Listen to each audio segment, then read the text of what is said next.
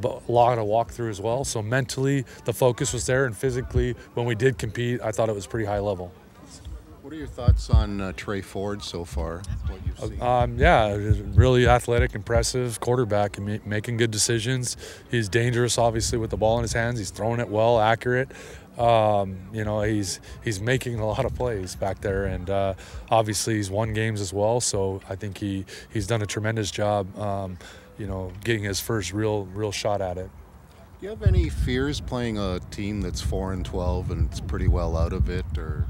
Zero fears about any opponent we play, and we don't focus on our opponents. We talked about it before. Our awareness always at the beginning of the week is who we play. We game plan for them, but then we focus on ourselves, and so it doesn't change. That's the beauty of it. It doesn't change whoever we're playing, whether we're playing the first place team or a team that has 4 wins. To us, it's the same. We focus on ourselves. What does the game mean to you going back home? And just another game. To be quite honest with you, I'm focused on us and focused on us getting a win. Could care less about the opponent per se. But at least you get to sleep in your own bed Saturday night. That's the one thing I'm thankful for is I have a lot of friends and family that are in Edmonton, and I'm very thankful and grateful to be able to go home and do exactly what you just said. Sleep in my own bed, see my family and all my friends that are from there. And you'll stay there next week, obviously. Yeah, I haven't been home since April, so I'd like to enjoy my family, like I said, and friends, and obviously work from home for once. Was it difficult at some point to be far from your family? Yeah, it's difficult every single day. We just manage as a family. We've done that quite well over the course of time, and my family's very understanding. We call them a football family. They're very good about during the season, about supporting and being there for me. And I couldn't say enough about them, because without them, I wouldn't be able to do it. Without their support, and really the way they support, I wouldn't be able to do what I do. And so I'm very grateful. Can you tell us what was the celebration? Probably not.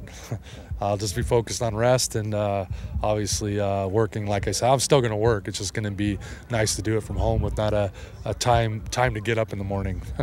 And can you tell us what was the celebration was about at the end? 100 lemons for Sean Lemon. So it's quite the milestone that he hit. There's only 13 other guys that have hit that in our league, so we know how special that is to him, and obviously to us as well, for him to do it here for this organization. He's been such a professional since he's walked in our building, and anytime a guy hits a personal milestone during a season, it's a big deal, particularly when it's one, like I said, that only 13 guys in this whole history of the league have done. Who had the idea? I think it was Eric Lapointe that had the idea. It was a great idea. Delorious, shit. Gosh, my bad. I'd like to hear you about the defense, because last year at the end of the season there were some doubts, some criticism about the defense. Some fans were not sure about what Noel Thorpe could do with this defense this year, and we saw how impressive it is. What has been the adjustment that the defense had to do to get more? I'll say this. I mean, last year was a tough year. I think when you make changes during the middle of the season, I think it's tough on any coach, on any organization, on players, everybody. And for what the team did last year, having to battle through change and still come out with a playoff victory, a winning record, maybe a player or two away from going to the Grey Cup, it takes all 3 phases to win any playoff game or any game during the regular season. But when you're not able to implement something from training camp and have a culture and I guess on defense or an identity on defense, and you're just kind of hitting the ground running and trying to put everything in, I think it's very difficult. I think Noel did a great job last year, to be quite honest with you. And then I know what he's about. I mean, he's been in this league for quite a long time. He's coached a number of positions in this league. He's been successful doing that. And as a coordinator, he's tough to go against. He brings a lot of different ideas. He's got a lot of stuff in his library of things he can do and can coach. I think he's a hell of a teacher and gets guys to play within the system and keeps them accountable. And excited about coming to work every day. And, I think he's done a tremendous job this year, but I think he's done that throughout his career. So I'm not surprised at all the way our defense is playing. I'm excited about all the young guys and all the players that have played on our defense. I'm excited about just the group group we have in general, because it's not been only 12 guys played. It's been a lot of guys that have played, and you know, that's my hats are off to our defensive coaches and Noel for teaching our system and allowing for guys to learn it and understand it. And then I give credit to our scouting staff with Danny and the guys bringing in the right kind of players to play in the system and do that. But you know, we've adjusted our system too. Noel's done a good job of that as well. We started out in a 40 front, we've gone to some 30s, you know, so we've done a variety of different things on defense, and yet, you know, and we've been successful throughout the season. And again, I give a lot of credit to Noel for orchestrating that. Have you been asking about adjustment after a few games to get more pressure? Or? Well, I think anytime, you know, whether you're winning or losing games, no matter what, you're always looking at your offense, your defense, your special teams. You're looking at it as a whole, seeing what teams are doing against it, you know, seeing where there are maybe some holes, maybe some things you can improve upon. The bottom line is you want to get better every week. And part of the thing is getting better is it's you know, adjusting players or where they play, or, you know, through injuries you're trying to adjust, or you're trying to adjust what you do. And I think when you kind of identify certain strengths and certain things that you can implement schematic-wise that you think can help you, you got to be able to do that and be flexible. And I think that's what's been great about our defense, is they've been flexible on defense. You know, they've played to some of our players' strengths. They've utilized the personnel that we do have, and we've done that, like I said, through some necessity and sometimes, you know, just by sheer thought of doing something different. But I think no matter what he's done, I think he's done a tremendous job. During the 3-game winning streak, you guys forced 11 turnovers.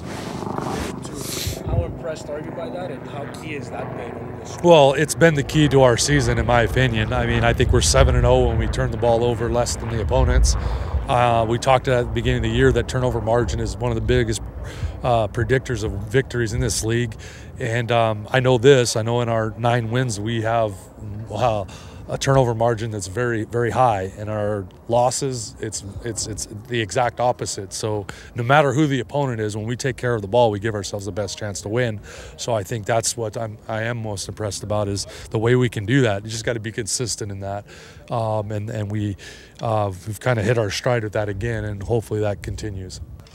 Marc-Antoine, la défense a été spectaculaire dans toute la saison, pas mal, mais spécialement dans les derniers matchs. Jusqu'à quel point tu sens que le groupe est en confiance défensivement présentement? Vraiment en confiance. On a joué du bon football dans les derniers matchs. C'était ça l'objectif, c'était s'assurer d'avoir ces victoires-là assez décisives et d'avoir cette dominance-là, parce que c'est un jeu de momentum, le football, surtout que les séries éliminatoires sont à deux matchs près.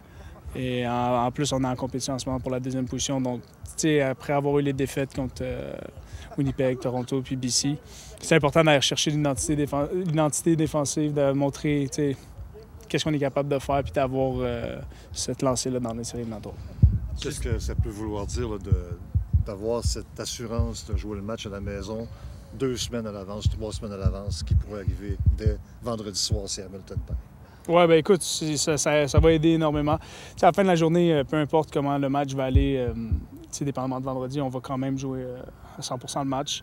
Mais le savoir un peu plus d'avance va permettre aussi un peu, je pense juste peut-être pour certains joueurs au niveau où est-ce que peut-être leur corps ont besoin plus de récupération avant les séries éliminatoires. Mais disons pour l'exécution, à la fin de la journée, on est là pour exécutionner. On va voir le game plan en temps et lieu, ça va être quoi rendu contre eux, mais tu ne vas pas vendre la peau de l'ours avant l'aventure. On va s'assurer d'aller chercher la victoire. On ne va pas compter sur BC qui vont d'aller chercher la victoire. On va compter sur nous d'aller chercher la victoire et de terminer ça là. C'est quoi l'état d'esprit en ce moment, sachant qu'il reste juste 2 matchs? Vous êtes déjà assuré d'être qualifié pour les séries. Est-ce qu'on joue les 2 derniers matchs? On a un peu dans le derrière de la tête que les séries s'en viennent puis qu'on se prépare un peu pour ça, ou vous les attaquez comme au mois d'août? Bien là, c'est ça. Là, c'est différent parce qu'on veut, comme je dis, on va s'assurer le 2e poste. Dans le fond, on veut s'assurer d'une game des séries éliminatoires à la maison. Puis après ça, évidemment, on va avoir un bye week. Fait que pour cette semaine, la concentration, c'est une semaine courte. Fait que, c'est notre seule journée de pratique aujourd'hui. Demain, on part en l'avion. Fait que t'es dans ta routine, c'est la routine professionnelle de next week, next game up. C'est en anglais, mais prochaine semaine, prochain joueur, prochain match-up. Donc, ça va être vraiment après cette game-là que je te dirais que je pense que tu es plus au courant, dépendamment du résultat du match, que oui, cette dernière game-là, évidemment, tu vas jouer contre une équipe que gagner ou perdre, ça va rien changer. Et tu rejoues la semaine d'après chez vous pour une game importante. Fait que c'est sûr que là, c'est un peu plus différent, mais en ce moment, on est encore on a un match à aller jouer en fin de semaine. Fait que c'est ça la grosse concentration. Et le niveau d'énergie se traduit comment après une longue saison? Tu l'as dit, vous avez joué lundi, vous jouez sa route samedi. Ça va être notre 12e match de suite sans avoir eu un bye week. C'est sûr que le bye week, ça va faire du bien. Évidemment que tu as un peu cet épuisement-là, mais je pense que les séries éliminatoires qui approchent assez rapidement, puis qu'on a fait les séries, puis ça a redonné un peu un regain d'énergie. J'ai ressenti ça, surtout dans une semaine de 12 de suite, je pense, vers les 3 derniers matchs, qu'on a eu un regain d'énergie, puis ça l'a fait du bien. Fait que je te dirais que je ne sens pas autant l'effet de 12 games que si ça aurait été un résultat différent, mais évidemment, oui, 12 games sans pause, la semaine d'après, ça va faire du bien. Si je te sors un peu d'ici, il y a un gros match au Sepsum. Samedi après-midi, à quel point tu es connecté encore avec ce qui se passe dans le football, un match rouge et or, Carabin? Oui, très connecté. J'ai beaucoup d'argent sur vous, les Carabins. Donc, non, écoute, c'est une rivalité que j'adore. Pendant 40 ans, j'ai eu cette rivalité-là. Je trouve que c'est tellement beau pour le football québécois, le football universitaire surtout. C'est drôle parce que quand on était là-bas, les partisans nous détestaient. Puis je disais ça à du monde qui me disait « Tu trouves pas ça poche que... » Je suis comme « Non, au contraire, c'est que ça montre qu'ils sont investis. » Puis je trouve que c'est ça qui est beau. Ça montre comment que les Carabins sont investis envers les Carabins. Puis quand c'est un jour où genre on les... C'est comme ça, les U presque. Mais je trouve que le fait que ça montre que c'est du monde investi, puis il y a du monde qui a cette passion-là dans le football. Universitaire, t'aimes bien mieux ça que t'aies une game puis il y a 10 personnes dans les estrades ou qu'il n'y ait pas. Fait que je trouve que c'est une rivalité qui est magique puis que j'espère qu'elle va perdurer, peu importe qui va gagner, même si c'est les Carabins. Je suis ça de très proche. Mais si ça avait été en bye week, t'aurais été du genre à aller... 100%. Même si j'avais une game, j'avais été là, par exemple, j'étais à Edmonton, fait que je peux pas être là, mais non, 100%. C'était mon objectif d'être à Saguenay. J'avais même encerclé à mon calendrier, mais je pouvais pas. Ça fait-tu être bizarre d'affronter Gino pour la première fois? Écoute, j'ai très hâte. Pour vrai, j'ai pratiqué avec. C'est un incroyable joueur. Je sais qu'il a été blessé cette année, mais de pouvoir aller de le voir dans le feu de l'action de l'autre côté, j'ai très hâte pour vrai. Ça va être un bon match-up. Je sais quel joueur qui est capable de faire. Donc, c'est sûr que c'est pas la même chose s'il venait jouer à Montréal. Je pense que pour lui, ça aurait été différent. On va chez eux, fait qu'il n'y a pas la foule de Montréal, mais pour lui, je sais que ça veut dire beaucoup. Fait que, je m'attends à quelque chose de sa part d'un type de joueur qui est plus compétitif comme lui. Fait que j'ai hâte de faire cet affrontement-là, en fait. C'est un gars qui est fort, qui est physique. Tu l'as affronté pendant une des pratiques, comme tu as mentionné. C'est quoi la clé quand tu joues contre un receveur physique comme ça? Jamais arrêter. Écoute, tu peux arriver au dernier moment, puis là, tu vas avoir le jeu parfait. Tu vas mettre ta main sur la balle, puis il va venir le snatch.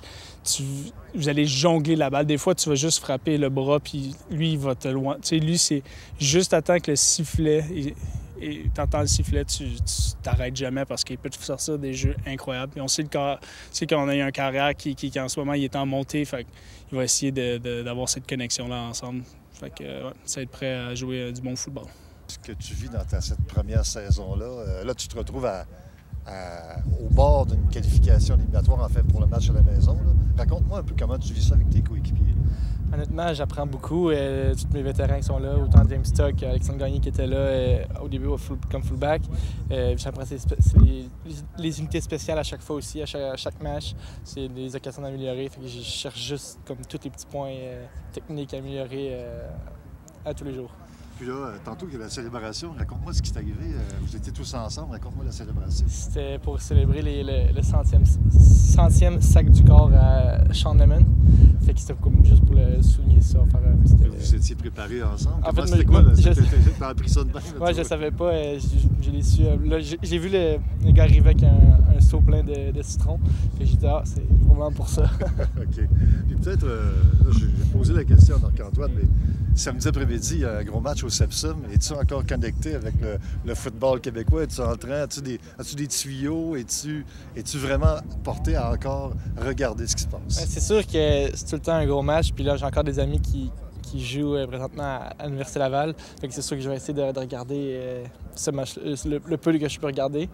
Mais non, j'ai pas de tuyaux, rien pour ce match. Si tu me racontes ton souvenir, le flash qui te revient de toutes ces confrontations avec les Carabins puis entre le Rouge et Or, quand tu penses à ça, là, le moment qui te revient à la tête, c'est quoi? Je pense que c'est d'avoir gagné sur un field goal raté à dernier jeu du match. C'est un moment que je pensais même pas qu'il était possible. Puis c'est un très bon souvenir.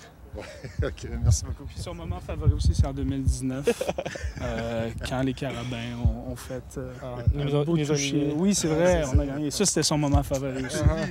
Il avait oublié celui-là. Okay. Ben voilà, ça complète. Merci. Merci.